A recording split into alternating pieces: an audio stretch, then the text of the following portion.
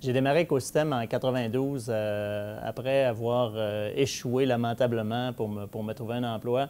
Et sur le conseil d'un de mes amis, j'ai commencé à essayer de vendre des thermostats électroniques dans des petits centres, dans des petits entrepôts, des industries légères, dans des parcs industriels.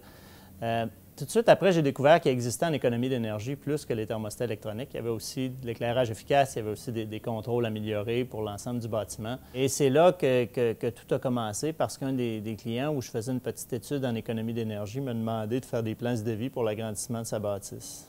J'ai dû aller dans les pages jaunes, trouver un ingénieur conseil pour faire le travail. Et j'ai rencontré comme ça mon associé d'aujourd'hui, Richard Tremblay, qui, à l'époque, était curieux et se demandait un peu ce que je faisais dans ces études-là. Lui, il a pu arriver avec des solutions beaucoup plus agressives sur les projets où je travaillais et des périodes de rentabilité aussi beaucoup plus intéressantes.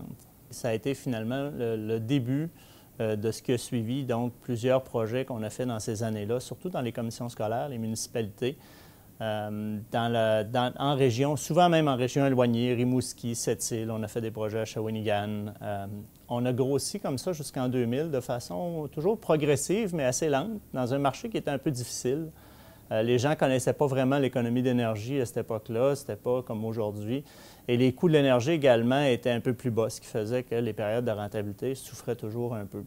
Par contre, en 2000, il y a deux choses qui sont arrivées en même temps. La première, c'est une augmentation assez importante des prix du gaz naturel. Et la deuxième aussi, c'est la fusion qu'on a faite avec un petit groupe d'ingénieurs qui travaillaient dans une firme de génie conseil et qui sont venus tout de suite doubler la quantité de monde qu'on avait, grossir l'entreprise, nous permettre d'ouvrir un bureau à Montréal. Et l'ouverture du bureau à Montréal, combinée au marché favorable, vraiment nous a permis de prendre une expansion beaucoup plus rapide à partir de 2000 jusqu'à 2010. On a aussi profité de ce contexte plutôt favorable-là pour démarrer un bureau à Toronto en 2002, qui opère surtout dans le domaine de la santé, également dans le domaine commercial, à travers toute la province. Aux États-Unis, on a un bureau à New York qui fait affaire surtout dans la région de New York, dans les hôpitaux et également dans les bâtiments commerciaux.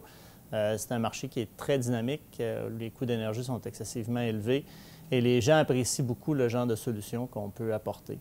Tout ça grâce à un personnel qui est incroyable chez Écosystème, qui est composé de gens d'expérience et de jeunes aujourd'hui qui partagent tous la même vision, qui veulent tous faire une différence pour rendre notre société plus efficace, mais surtout qui partagent les mêmes valeurs internes et qui veulent constamment se dépasser, travailler en équipe pour atteindre des objectifs toujours plus ambitieux.